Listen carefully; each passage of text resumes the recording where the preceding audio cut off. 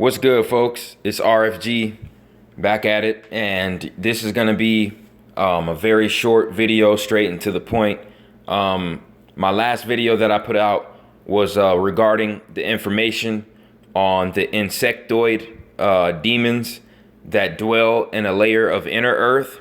And, you know, I was just explaining how the Nagas, known as the serpent gods, you know, they did battle with these insectoid demons for years, okay, for hundreds of thousands of years. Okay, this has been going on. And these battles were depicted in the Alien versus Predator movie series. All right. And there was plenty other movies that came out from 79 to the 90s that were all about these insectoid beings that wanted to harvest the humans. Okay. And they were all intelligent insectoid humanoid beings that, you know, wanted to harvest human life force.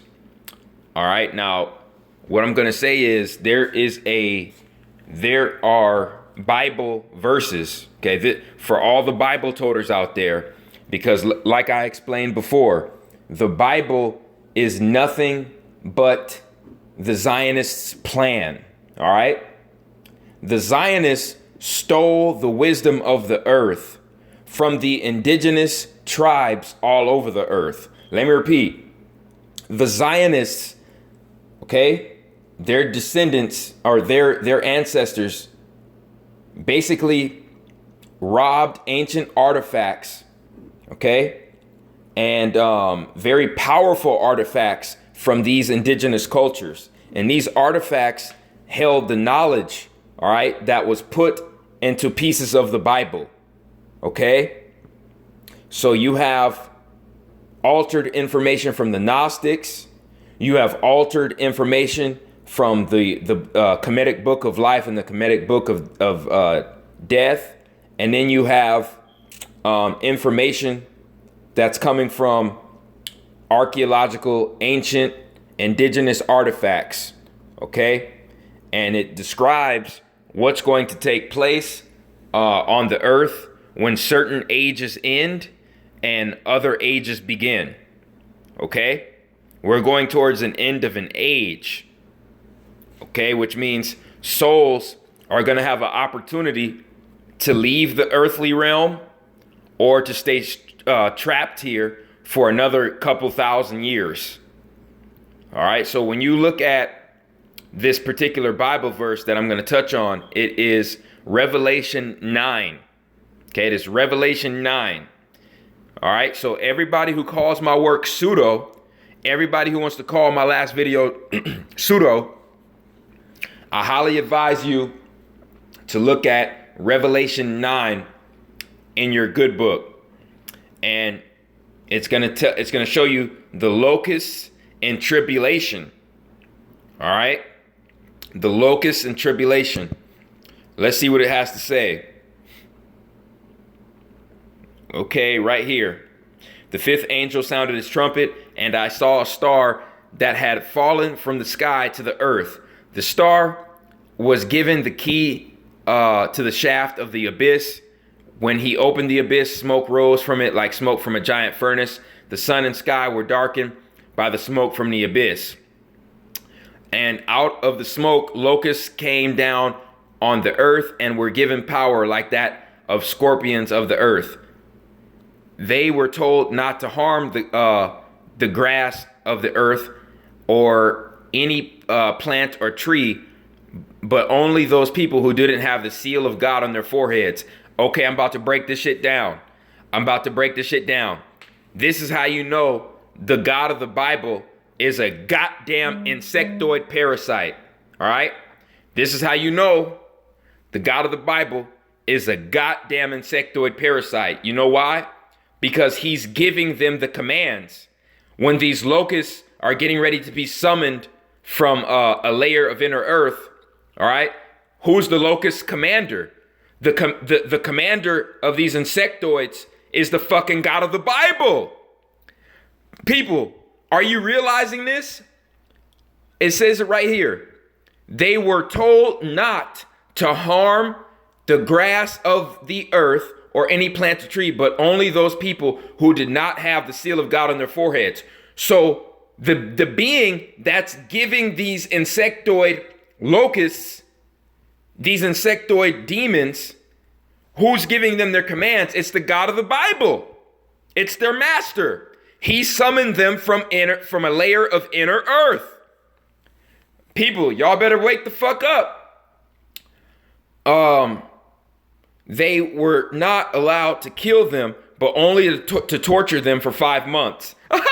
Like I said, who's giving them these commands? And the agony they suffered, was like that of the sting of a scorpion when it strikes. During those days, people will seek death, but will not find it. Okay? The locusts looked like horses prepared for battle. On their heads, they wore something like crowns of gold. And you see, it didn't say that they wore crowns of gold. It said that on their heads, they wore something like crowns of gold. And their faces resembled human faces. Okay? It didn't say that they had human faces. It said that their faces resembled human faces. All right? Which shows that they were humanoid. They were insectoid humanoid. Their hair was like women's hair. Okay? And their teeth were like lion's teeth, which shows that, they were carnivores, parasitic carnivores. They had breastplates like breastplates of iron. That's the exoskeleton. And the sound of their wings was like thundering of many horses and chariots rushing into battle. Okay, which means there were so many of them and their wings were moving so quickly, all right, at such a rapid rate. And there were so many of them that it sounded like, motorcycles going off and chariots of horses racing. All right. They had tails with stingers like scorpions. There we go. So there we have it right here. You see the alien, the xenomorph alien on the bottom right. Okay. They had the stingers. The roaches, the roach insectoid in Men in Black, I believe, had a stinger. All right. I'm keeping it real. And the extraterrestrial in Independence Day, they didn't have stingers, but they had tentacles. You see, they had extra appendages like tentacles, you see?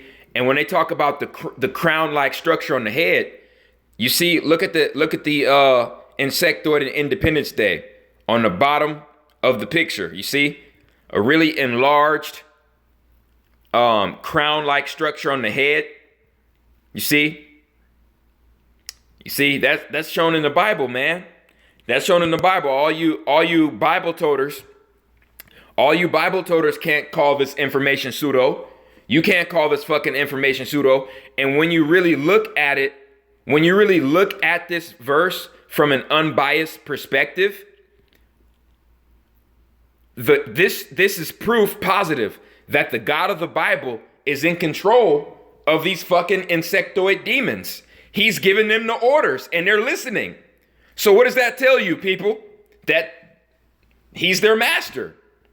Because the God of the Bible is a fucking insectoid. All right? Okay? This is not a joke. This is not a game. The God of the Bible is a demon that can take many forms. All right? And the God of the Bible and his son, Zeus, okay, aka Yaldabaoth, they can take many forms. One form is the goat. The other form is the insect, okay? Is either the draconian or the insect. But when they are at their lowest vibration, they are at the insectoid vibration. All right? That's the lowest frequency a being can reach, is the insect frequency. All right? The lowest animal state, okay, you can come back as, if you get reincarnated, the lowest state you can come back as is a fucking arachnid or an insectoid or some kind of parasitic mollusk. That, you know, that's the lowest form that you can come back as. All right? Because this shit is absolutely mind-blowing. And, you know, I was putting two and two together about a day ago, and I was like, wait a second. They talked about fucking the insectoids in inner earth in the fucking Bible. Right there in the Bible. You know what I'm saying? Fucking locust-like beings with exoskeleton breastplates. You know what I'm saying? That were large like humans, had elongated heads like, you know, depicted as crowns, and scorpion-like stingers. You see? Just like the roach in Men in Black, just like the alien, okay? And yeah, the xenomorphin alien. Not a joke. Not a joke. Not a joke at all. Not a joke at all. All right, but that's really all I had to say on this topic. I appreciate everyone who supports RFG and Atlantean movement. Like, share, and subscribe. It's the chosen one, man. I'm out.